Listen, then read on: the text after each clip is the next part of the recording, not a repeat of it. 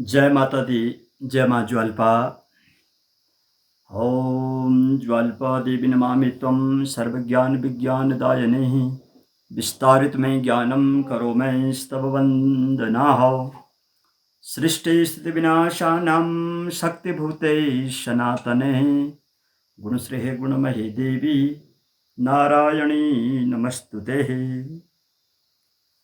प्यारे दर्शकों, जय माता दी। माता रानी का आशीर्वाद, देवादिदेव महादेव का आशीर्वाद आप सभी के ऊपर बना रहे।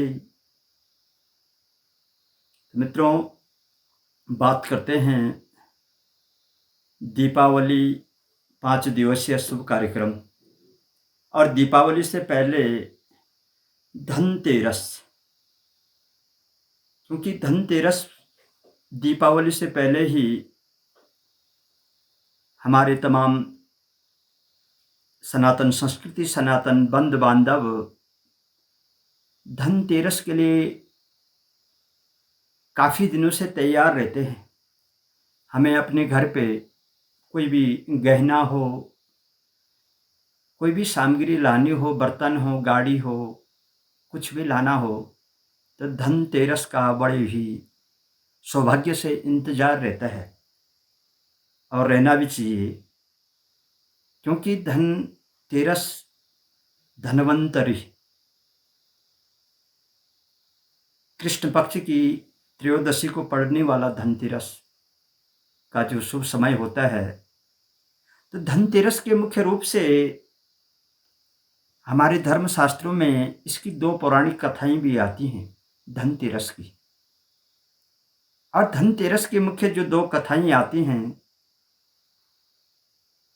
तो देवी और सज्जनों, समुद्र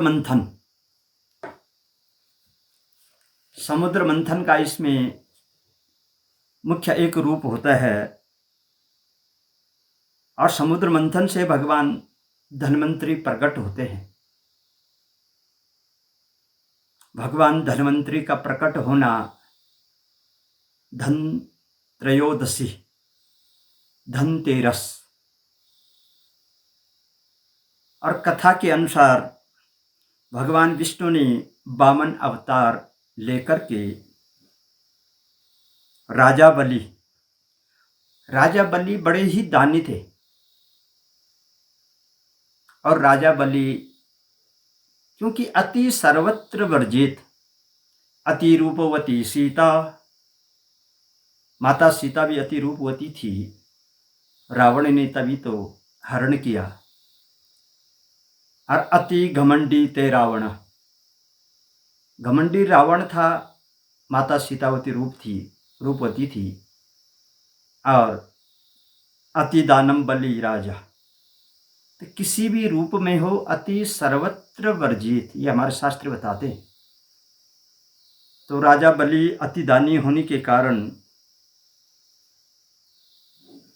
जितने भी देव शक्तियां थी, देवलोक के देवताओं के सिंहासन थे, असुरों का जब राजपाट चला तो सारे देवी देवता बड़े परेशान थे, बड़े व्याकुल थे।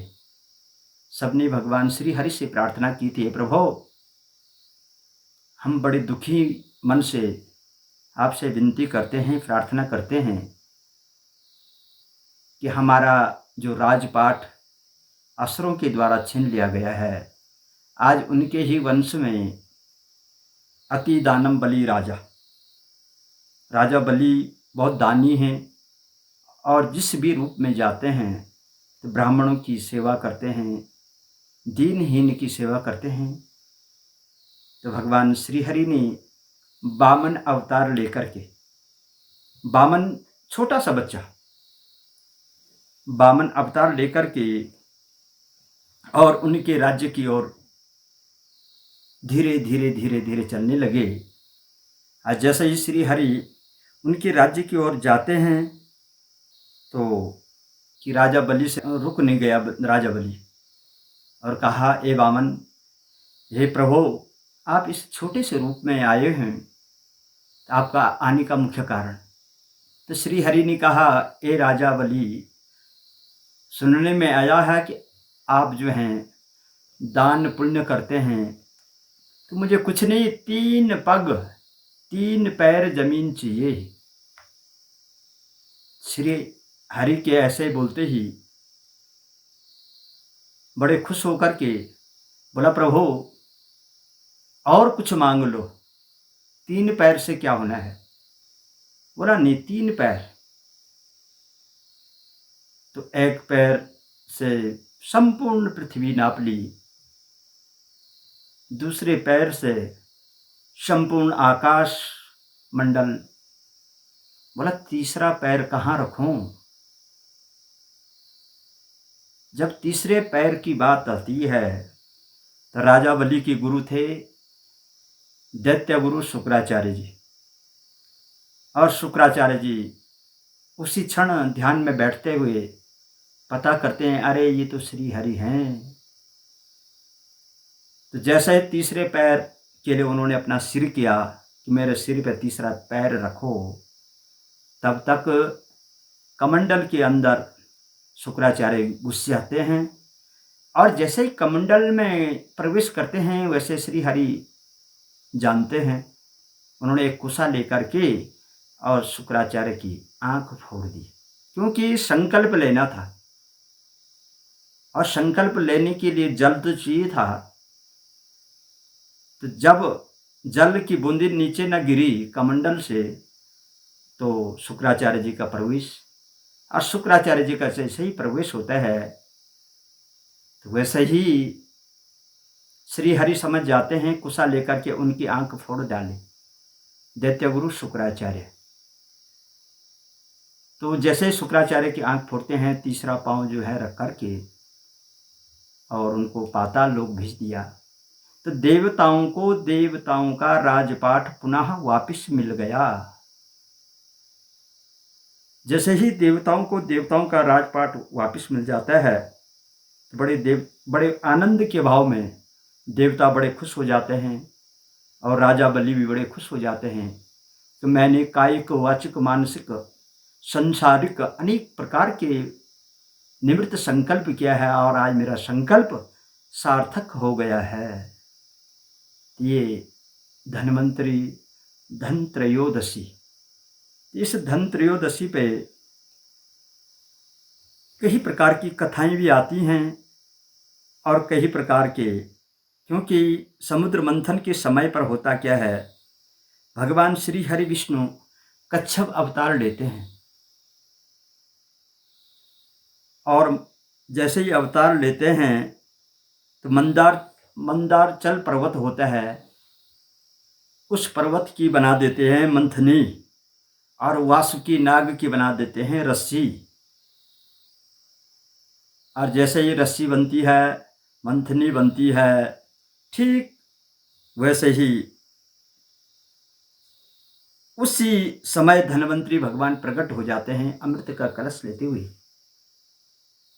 तो धन त्रयोदशी अमृत रूपी है, क्योंकि भारत सरकार ने भी आयुर्वेद में इसको राष्ट्रीय आयुर्वेद हो, डॉक्टर्स की भाषा में तो एलोपैथी को आयुर्वेद हो, इसको जो है राष्ट्रीय घोषित कर दिया है। तो धन्वंतरी के निमित्त हम लोग स्वस्थ रहते हैं, सुखी रहते हैं। इस दिन हमें करना क्या चाहिए? इस दिन हमें नित्य निरंतर धन त्रयोदशी के शुभ दिवस पर मृत्यु के देवता होते हैं यमराज, और यमराज जी के लिए दीपदान भी करना चाहिए। बड़ी बड़ी संकट, बड़ी बड़ी बाधाएं हमारे जीवन से निकल जाती हैं, तो दीपदान का भी है। इसीलिए तो 5 दिवसीय दीपावली का पर्व मनाया जाता है। धन त्रयोदशी, नरक चतुर्दशी, छोटी दीपावली, लक्ष्मी पूजन, भैया दूज। तो मैं आपको बता देना चाहता हूँ कि धनतेरस के दिन पर 12 राशियाँ होती हैं, और उन 12 राशियों में हमें करना क्या चाहिए। 12 राशियों का एक नियम बनता है।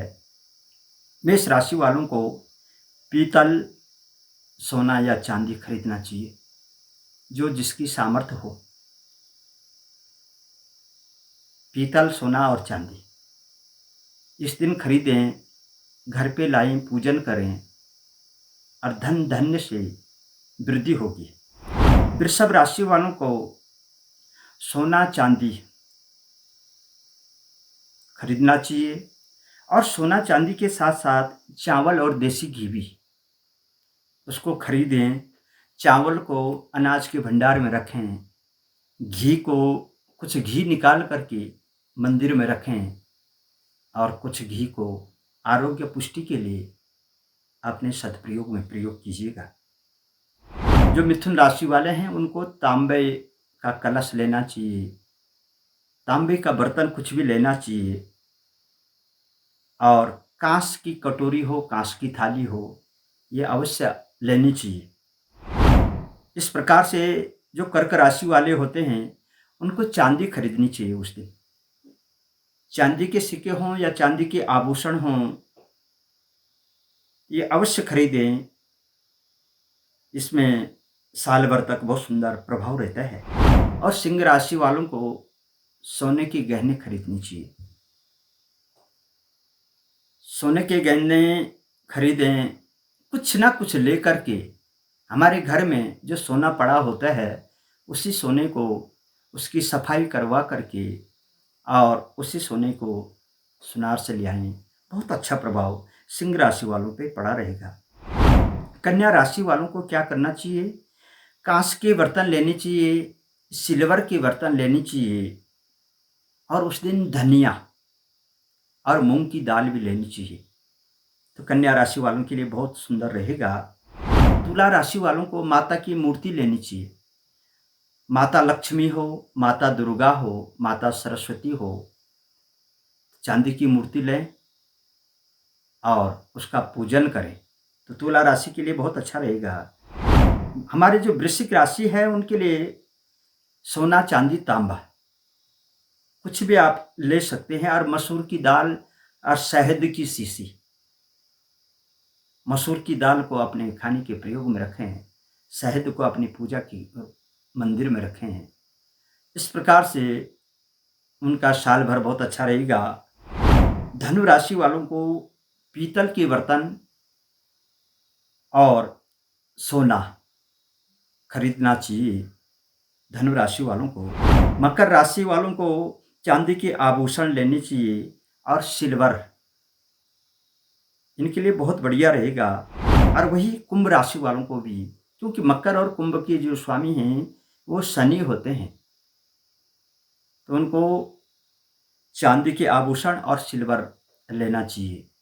इससे आपका साल बहुत अच्छा रहेगा। और मीन राशि वाले सोना खरीदें, पीले वस्त्र का दान करें, पीली मिठाइयाँ खरीदें, विष्णु सहस्त्र नाम की पुस्तक का दान करें। और खरीदारी का मित्रों जो समय रहेगा वो ठीक रहेगा 5:40 से और रात्रि 8 बजे तक। आप सभी को इस पावन पर्व धन त्रयोदशी की बहुत बहुत बधाइयाँ, हार्दिक शुभकामनाएं। आयु और आरोग्य स्वस्थ रहने की कामना ईश्वर से करता हूँ, धन्वंतरी भगवान से करता हूँ, क्योंकि यस्य स्मरण मात्रेणम जन्म संसार वंदनात् विमुच्यते। नमस्तस्मै विष्णवे परविष्णवे नमः।